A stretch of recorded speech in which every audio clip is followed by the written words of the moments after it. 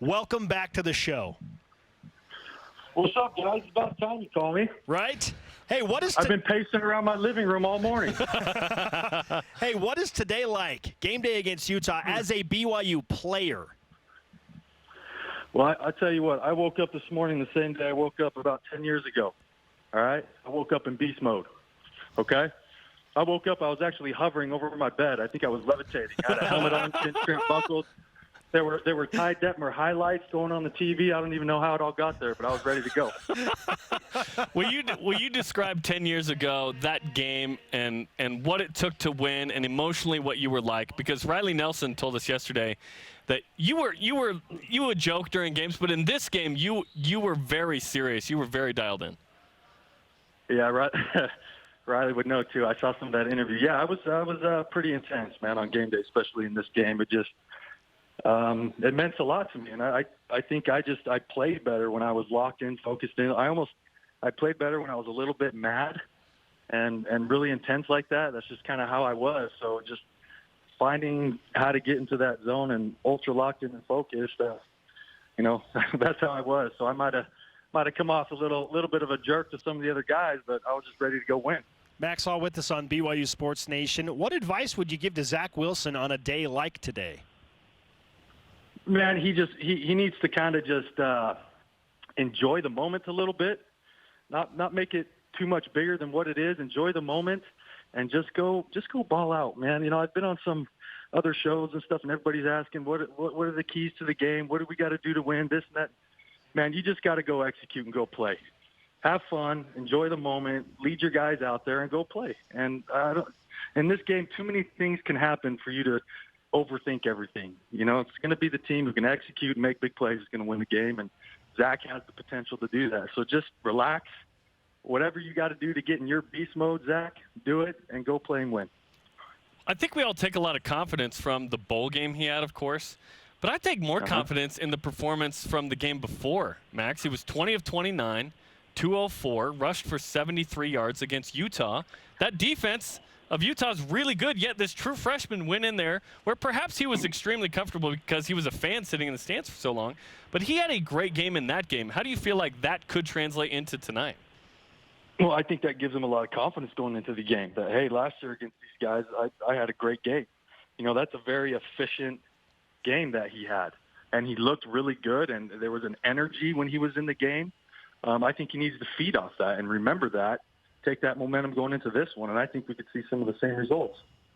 We've been asking our social media friends across BYU Sports Nation to chime in here, and those that are listening and watching, about the confidence level they have tonight for BYU against Utah. So, Max, how would you explain your confidence level that BYU can actually pull this thing off tonight? Actually, I always got a high confidence in the Cougs, man. Come on, this is a great opportunity for us to start the season against Utah.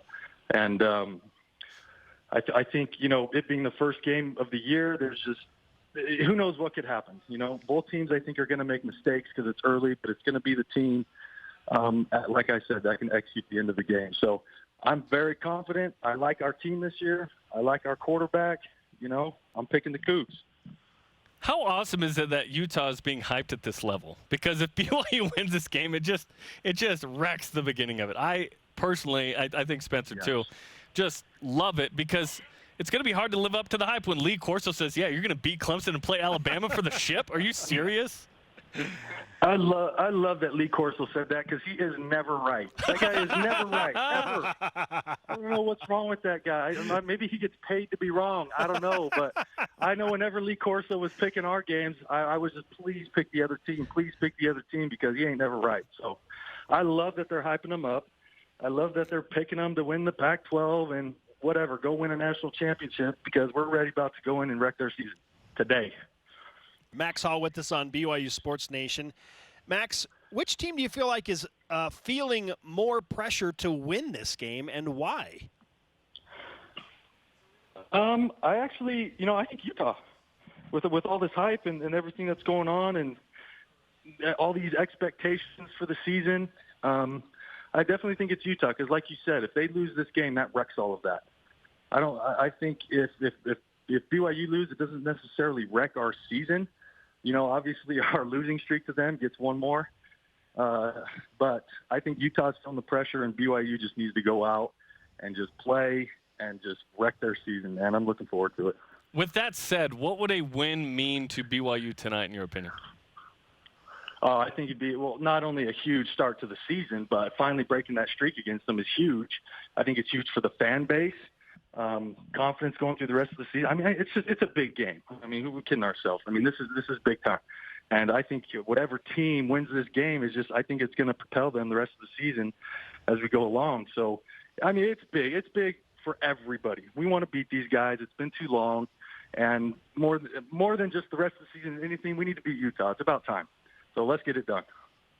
As far as advantages go, and we all dig into the position-by-position matchup and where does BYU have advantages, where does Utah have advantages, in your opinion, where does BYU have the biggest advantage in tonight's matchup? See, that's where I'm kind of like, hey, everybody, we're nitpicking this whole thing. Okay, this player, this position, this advantage here, whatever. It doesn't matter, in my opinion. It doesn't matter. It's BYU versus Utah. Anything can happen. It's going to be the guys that can just step up and go win the dang game. So I'm not overanalyzing anything. I don't think BYU should overthink it. Man, it's BYU Utah. We have to go out and lock arms and take it to these guys. It's going to be the team that can execute who wants it more, and that's what I keep telling everybody. Like, I'm not going to nitpick it. Who wants it more? Who's going to go get it? And hopefully that's us tonight. Let's rewind to 2009 and right before the play to Andrew George that won the game. So BYU's one play away from ending the game. If BYU turns it over, I think it's over, right? Because we were second. Yeah. BYU turns it over, it's over. If you score a touchdown, you win. Describe to us kind of what went through your mind and what happened on that final play to Andrew George. Yeah, the play was spread right. We just called it 56. It was kind of a stick play by the inside tight end.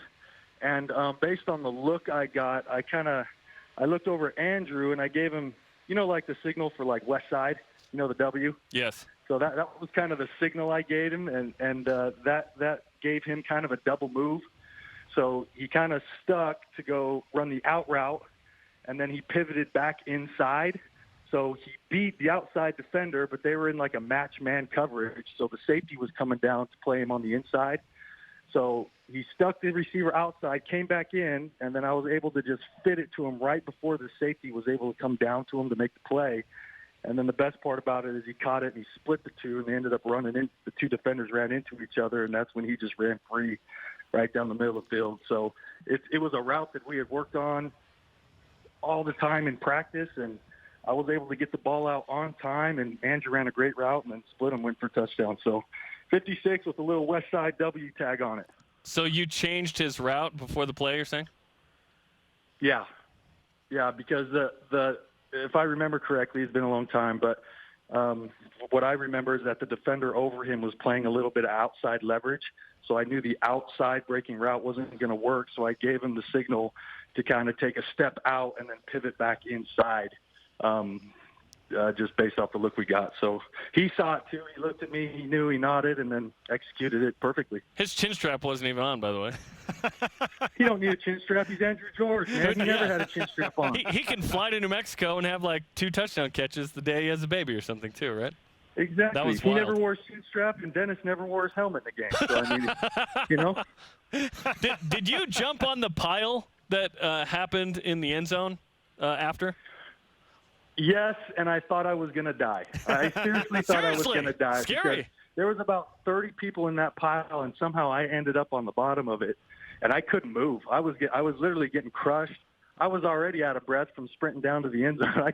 I couldn't breathe, but somehow I can't remember who, but I started screaming like, "Help! Get me out of here!" Someone grabbed me and yanked me out of the bottom of it. And then before I know it, as soon as I got yanked out of the bottom of it, somebody else grabbed me and threw me up in the air, and then I'm riding a sort of crowd surf all around. So it started from the bottom. It started from the bottom. Started from the bottom. That's right. That's right. Max all with us on BYU Sports Nation. Okay, besides the game-winning touchdown pass to Andrew George in 2009, what's your favorite memory from this BYU-Utah rivalry?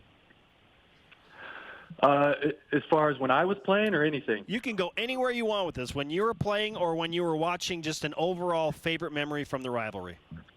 Yeah, I'll give you two. So my sophomore year, obviously the 4th and 18 play.